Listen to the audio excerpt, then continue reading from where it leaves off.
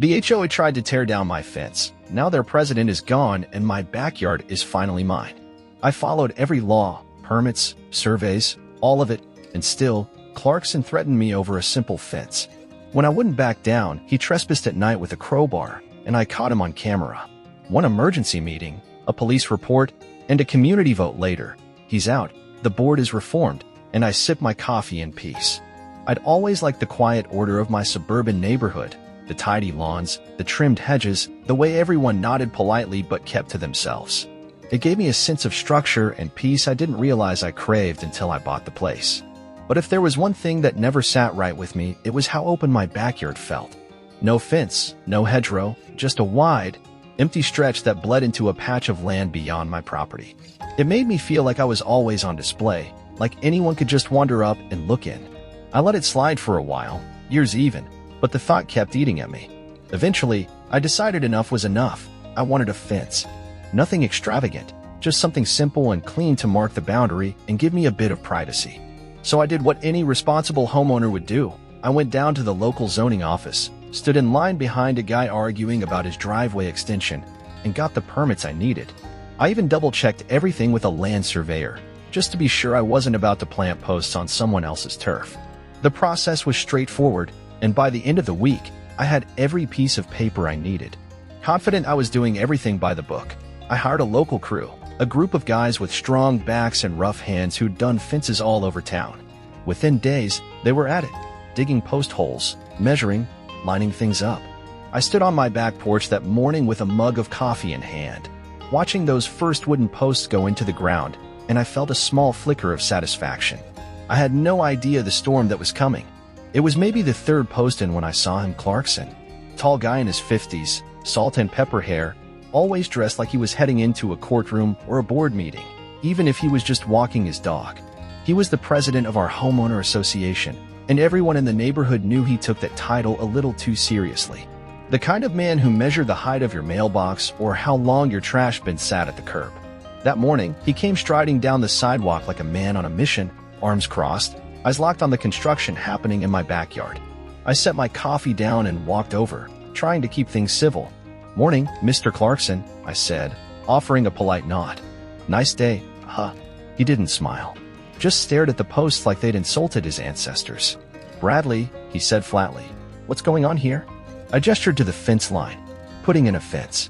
Got the permits, everything's legal." He raised an eyebrow like I'd told him I was building a rocket launcher. "Permits from the city are fine," he said slowly, "but did you submit this to the board for approval?" I blinked, thrown off. It's my property. I didn't think I needed HOA permission to build a fence, especially when it's within my own boundary. His voice got sharper.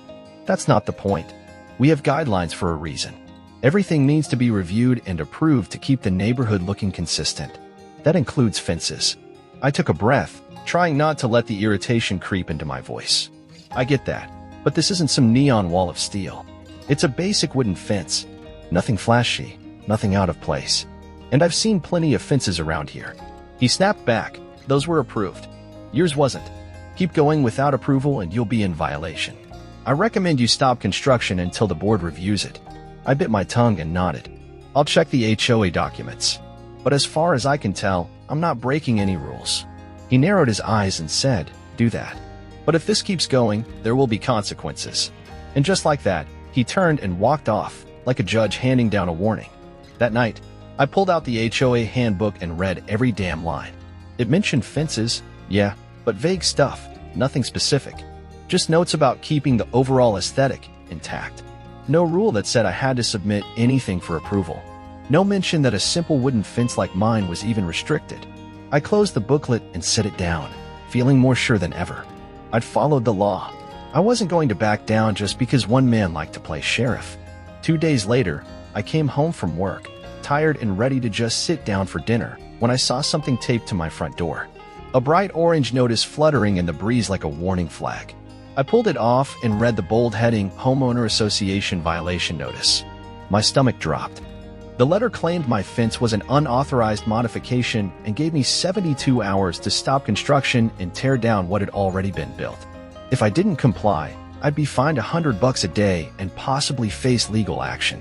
I stood there on my porch with that paper in my hand, somewhere between disbelief and anger. I didn't wait. I called the number at the bottom of the notice. No surprise, Clarkson picked up. "Mr. Clarkson," I said, keeping my tone steady, "I got your violation notice. I reviewed the HOA guidelines again. There's nothing in there that prohibits a fence like mine." His voice came cold and mechanical. "All modifications require board approval. That's clearly stated." I pushed back. "With all due respect, that rule is vague.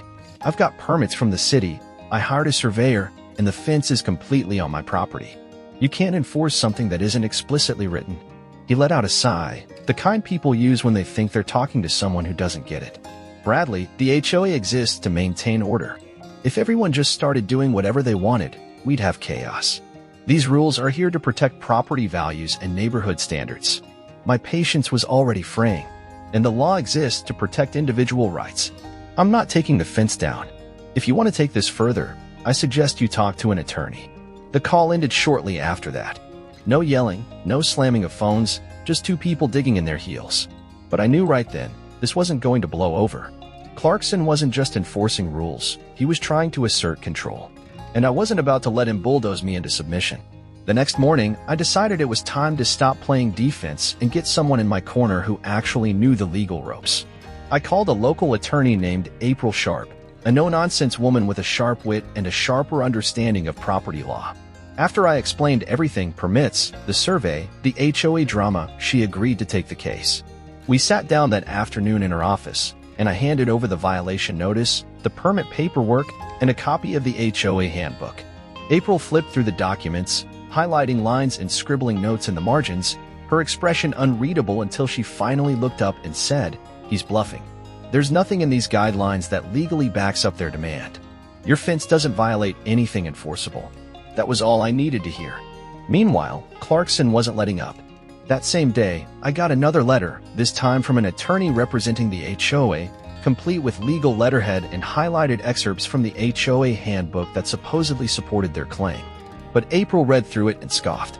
"These highlighted sections are vague and have no legal weight," she said. "They rely on interpretation, not actual rule. You're in the clear." She fired back a formal response, challenging the HOA's claims and putting them on notice that any further harassment would be met with legal action. It was clear Clarkson was trying to intimidate me into folding, hoping I'd cave under the pressure. But now I had the law on my side, and someone who actually knew how to use it. Clarkson might have had his board and his clipboard, but I had the facts, the permits, and a lawyer who wasn't about to let him bulldoze me out of my own backyard. The lines were drawn, and I was done playing nice. When I got the email inviting me to the next HOA board meeting, I knew exactly what it was: a setup. The subject line read "discussion regarding unapproved fence, attendance requested," but it might as well have said "prepare for ambush."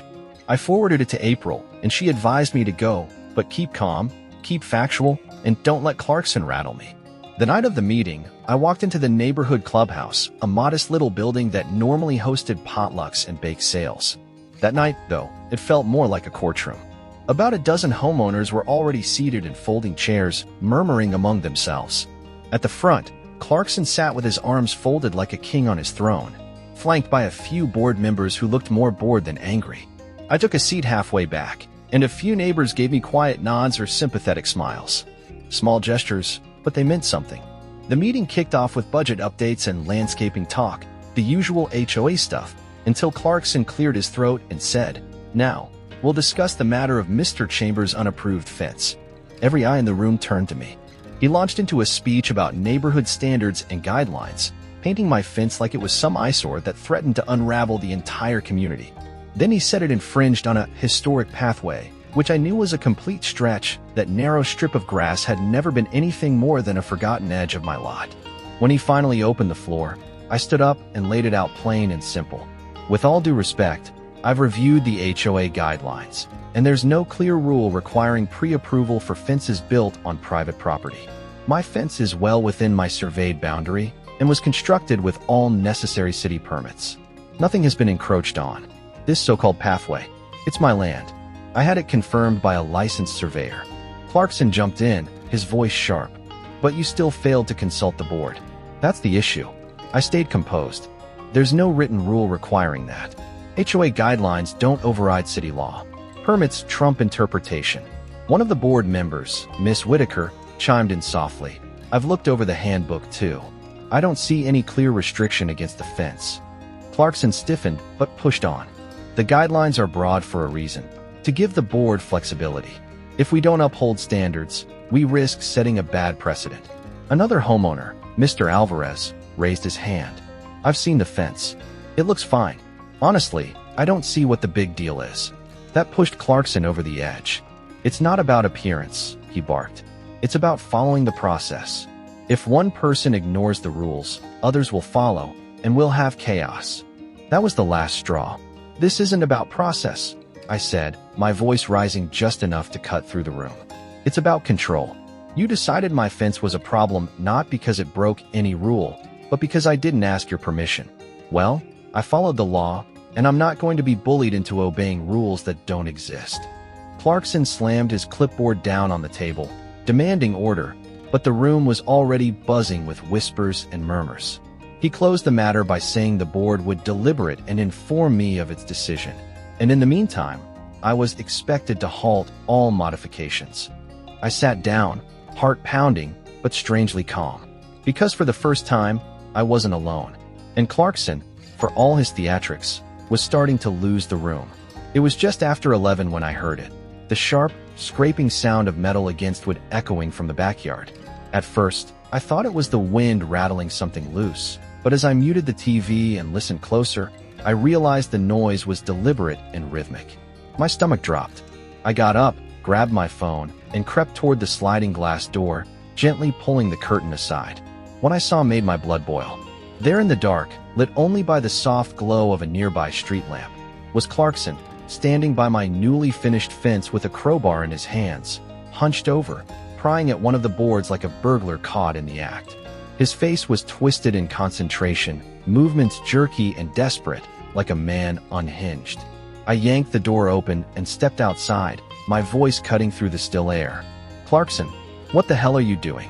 He froze, then slowly turned, dropping the crowbar with a guilty clang against the concrete. I'm enforcing HOA authority, he said, brushing off his hands, trying to sound official even though he looked like a raccoon caught in a trash can. This fence is a violation, and it's coming down. My jaw tightened. You're trespassing on private property in the middle of the night. You need to leave. Right now, or I'm calling the cops. He didn't budge. I have every right to be here, he insisted, puffing up his chest. That strip of land has always been a shared pathway. You're blocking community access. I stepped closer, my tone ice cold. It's not shared. It's mine. I have a signed survey and a city permit that says so. You're not enforcing anything. You're committing a crime. He scoffed and reached down for the crowbar again. If you won't take it down, I will. You left me no choice. That was it. I didn't say another word. I pulled out my phone, dialed 911, and told the dispatcher exactly what was happening. Yes, he's still here. Yes, I'm safe. No, I'm not engaging further. Clarkson stared at me like he couldn't believe I'd actually call the cops, then stepped back slowly, tossing the crowbar to the ground. Fine, he muttered. Let's see what the police have to say. I stood by the door, watching him like a hawk, phone still in hand, ready to record if he made another move. A few long minutes later, the blue and red lights lit up the street, and two officers stepped out of a cruiser. Evening, gentlemen, one of them said as they approached. What seems to be the issue? I explained everything.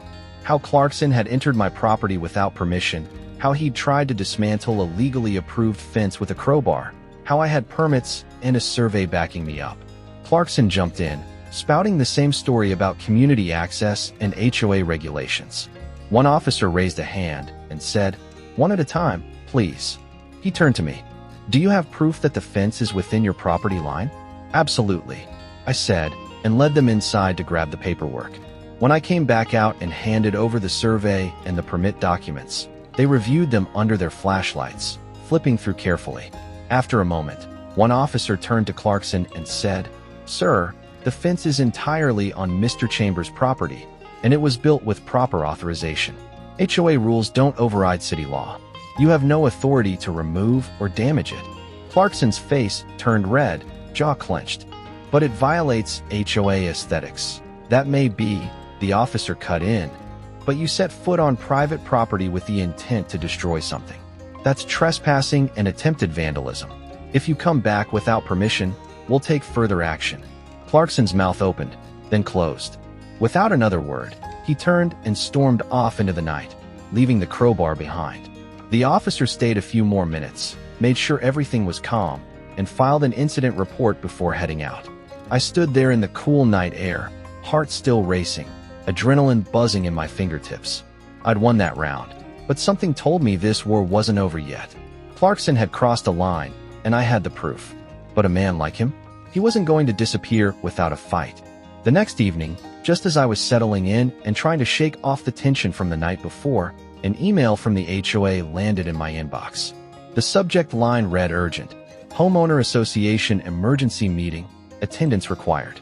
I opened it and scanned the message, and there it was, another attempt to paint me as the neighborhood villain. The board had scheduled a special meeting to address ongoing violations and disruptions caused by my unauthorized construction. It was laughable, but also strategic. Clarkson was doubling down. I forwarded the email to April right away. "This is retaliation," I wrote. She called me 5 minutes later. "He's trying to regain control," she said calmly. "I'll attend the meeting with you. He's not going to get away with grandstanding this time." The night of the emergency meeting came fast, and when we walked into the same clubhouse as before, the energy in the room was very different. It was packed, more residents than I'd ever seen at an HOA gathering. People stood along the walls, some with arms crossed, others whispering, a few clearly irritated just to be there. Clarkson sat at the front like he always did, clipboard in hand, his expression tight. His eyes landed on me, then narrowed when he saw April walking beside me. "Ah, Mr. Chambers," he said in that overly formal tone of his. "And I see you've brought legal counsel. How unexpected." April smiled politely. "Good evening, Mr. Clarkson. I'm here to ensure my client's rights are respected, since there appears to be confusion about what your authority actually covers." His jaw flexed, but he said nothing and turned to the room. "Thank you all for attending on such short notice. The matter before us is crucial to the integrity of our community." He began pacing, hitting all his dramatic beats about how my fence had bypassed process, set a dangerous precedent, and how allowing it would unravel the HOA's ability to enforce neighborhood standards. It was the same speech, but with more panic behind it. He even repeated the nonsense about my fence blocking a critical pathway used by residents, something no one had used in years. Before he could dig deeper, April raised her hand. Clarkson frowned but nodded. "Yes, Miss Sharp." She stood, calm and deliberate. "I'd like to address a few things. First, this pathway Mr. Clarkson continues referencing is entirely within my client's property line. We have a professionally conducted survey to prove that, which I've provided to the board." She passed a folder to a nearby member, who began flipping through the documents with a furrowed brow. "Second, the fence was constructed with full city permits and complies with zoning laws. The HOA's guidelines, while important, do not override legal property rights. Mr. Chambers has done nothing wrong." The room buzzed as her words landed. Clarkson tried to recover. "Even so, the board has discretion to uphold aesthetic and communal standards. The rules must be enforced consistently." April didn't flinch. "What's not consistent is trespassing. Mr. Clarkson entered my client's property without permission and attempted to dismantle the fence himself. We have a police report to document the incident." That made the room go silent. Clarkson's composure cracked for the first time. He opened his mouth, but another board member, Mr. Alvarez, cut in. "Clarkson, is that true? You went onto his property." Clarkson hesitated, then muttered, "I was acting in my role as HOA president." "That doesn't give you the right to tear things down with a crowbar," Alvarez shot back. Now voices started rising, neighbors debating whether Clarkson had crossed the line, others questioning why the board was even making such a big deal about a fence that didn't look bad or hurt anyone. It wasn't just about me anymore. People were starting to see through the power plays. April stood again. "This is no longer just a property issue. It's about process, fairness, and the misuse of authority. My client wants peace, not drama. But he's not going to roll over for someone using their title to bully others." Clarkson slammed his clipboard onto the table, clearly rattled. "This fence is a blight, and I will not allow one man to jeopardize everything this community has worked for." But then from the back of the room, a voice called out, Everything you've worked for, Clarkson, not the community. It was Greg Thompson, a quiet guy who'd lived here for years. He stepped forward, arms crossed. I've watched you use this board to push your own agenda. Maybe it's time someone else took the reins. Heads turned, and more murmurs followed. Miss Whitaker spoke next. I think it's time we review how this board operates. As for Mr. Chambers' fence, I move that we drop the matter entirely. He's followed the law. We have no grounds to pursue action. Alvarez seconded the motion, and within minutes the board voted, nearly unanimously, to let the whole thing go. Clarkson sat still, face stiff, abstaining from the vote but ceding behind his silence. As the meeting ended, neighbors came over to shake my hand or offer a word of support. Greg clapped me on the back and said, "People like him only have power if we let them." April just gave me a nod and said, "Well done. But don't relax too much yet. He's not done. Not by a long shot." And as we left the clubhouse that night, I believed her. Clarkson had been embarrassed in front of everyone, but men like that rarely back down quietly. The days that followed that emergency meeting were quieter on the surface, but the tension hadn't gone anywhere. It had just shifted. Something had changed in the room that night, though. You could feel it. The community, the people who used to sit silent and let Clarkson speak for them, had started to look at things differently. Emails started circulating between neighbors about the way the board handled things, and I even got a couple of handwritten notes in my mailbox thanking me for standing up. Clarkson, on the other hand, was scrambling to regain control. Flyers started appearing on doorsteps with bold fonts warning of the dangers of undermining HOA leadership and how unauthorized construction could lower property values. He was trying to scare people, painting himself as the last wall of defense between the neighborhood and total chaos. Word got around that he was going door to door, trying to sway people back to his side, telling them my fence was just the beginning of unchecked rule-breaking. But the problem for Clarkson was that his mask had already slipped. People had seen him cross the line. They knew now that he wasn't just enforcing rules, he was enforcing his will. With April's help, I put together my own letter to the neighborhood. It wasn't flashy or dramatic, just the facts. I explained everything. How I'd followed city law, gotten permits, paid for a survey, built within my property, and how Clarkson had trespassed and tried to tear it all down himself. I included a copy of the police report and copies of the permit and survey, just so people had the full story. Then, with a few helpful neighbors, we delivered it to every mailbox on the street. The shift was real. At the grocery store, at the mailbox cluster, while walking the dog, people started stopping me. They thanked me, told me they were tired of Clarkson acting like the neighborhood was his personal kingdom.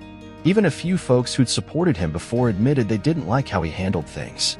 Then came the next email from the HOA, not from Clarkson, but from the board's secretary. It was an announcement for a special vote, open to the entire community. The subject, Leadership Review and Policy Transparency Proposal. And there it was, buried halfway down the email like a ticking bomb. Mr. Clarkson has been nominated for removal as HOA president, pending community vote. I stared at the screen for a long time. I hadn't pushed for this, at least not directly, but the community had seen enough. What started as a battle over a fence had become something bigger. People were standing up, and Clarkson's grip was slipping. The vote was scheduled for the following week, and I knew it wouldn't just be about bylaws and fences. It would be about whether a neighborhood chose fear and control or fairness and accountability. For the first time since all of this started, I felt something close to hope. The night of the vote came fast, and you could feel the tension the moment you stepped into the clubhouse. It was packed, standing room only, with neighbors who'd probably never attended a meeting before, now filling every seat and lining the walls. Clarkson sat at the front like always, but the usual air of authority around him had faded into something thinner, shakier. His smile looked more like a grimace, and his eyes kept darting toward the crowd like he was searching for allies. Miss Whitaker, calm and composed, took the role of moderator. "Tonight," she said, "we're here to vote on two major items. 1. A proposal for greater policy transparency and board accountability, and 2. The leadership status of Mr. Clarkson as HOA president." You could have heard a pin drop. The discussion phase began, and for once, it wasn't Clarkson doing most of the talking. Neighbors stood up one after another, expressing how they'd felt ignored, intimidated, or shut out in past dealings with the board. Others praised the idea of opening things up, calling for fair representation and better communication. When it was my turn, I stood slowly and turned to face them. "This isn't about a fence anymore," I said. It's about how we want to live together as neighbors.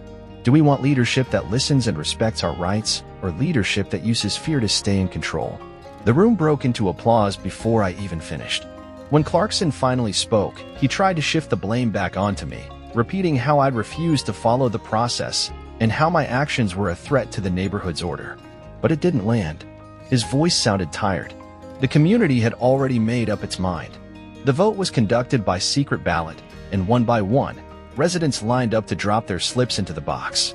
It took nearly an hour to count them all, and everyone sat in tense silence until Miss Whitaker stood again. The motion for transparency and policy reform has passed by a wide margin, she announced. The room erupted into cheers. Then came the next one. As for the position of HOA president, the community has voted to remove Mr. Clarkson from office. That moment felt like a wave crashing through the room. Some people clapped. A few just exhaled and nodded, like a weight had been lifted. Clarkson stood stiffly, then stormed out without a word, his clipboard tucked under one arm like a broken shield. In the weeks that followed, Miss Whitaker stepped into the role as acting president, and things actually began to change. Monthly minutes were posted publicly, spending was disclosed, and decisions were made with real community input. The board stopped feeling like a secret club and started acting like neighbors again. The policies we adopted made sure no one person could ever hold that kind of unchecked power again. Clarkson eventually sold his home and left the neighborhood. As for me, my fence still stood, just as I'd built it. Nothing flashy, just a quiet symbol of boundaries, fairness, and standing your ground when it counts.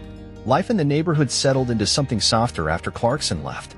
His house sold faster than I expected, and one morning I saw a moving truck in the driveway, and by sundown, he was gone. No goodbyes, no final speech, just gone, like a storm that had finally blown itself out. And once he was out of the picture, it was like the whole place exhaled. People started talking more, waving longer, organizing weekend potlucks and cleanup days without that constant weight of someone looking over their shoulder. Miss Whitaker took over officially and, true to her word, kept everything transparent and fair. Board meetings turned into real conversations instead of lectures, and for the first time, people actually showed up to have their voices heard, not because they were scared of being fined, but because they wanted to be part of shaping where they lived. As for me, I finally felt peace. The fence still stood just like I'd planned it, not grand or flashy, just a clean wooden barrier that marked my space, gave me privacy, and reminded me every day that standing up for something, even something small, mattered. The backyard felt different now, not just because it was enclosed, but because it was mine. Fully, quietly, confidently mine. And on sunny afternoons, I'd sit on the patio with a drink in hand, birds chirping in the trees, and watch the breeze ripple through the yard with nothing but calm in my chest. One afternoon, Greg Thompson dropped by and leaned on the fence with a grin. "You know," he said, "this thing did more than mark your property. It reminded all of us that we don't have to just sit and take it when someone overreaches." I laughed and nodded. Yeah, it was one hell of a fight, but I'd do it again. We stood there for a while, talking about weekend plans, neighbors, and how much better things felt lately. And I realized something: I hadn't just built a fence. I'd helped build a better neighborhood. Not by yelling or fighting just to win, but by standing my ground, staying honest, and believing that fairness still matters. That sometimes, the quietest victories leave the strongest mark.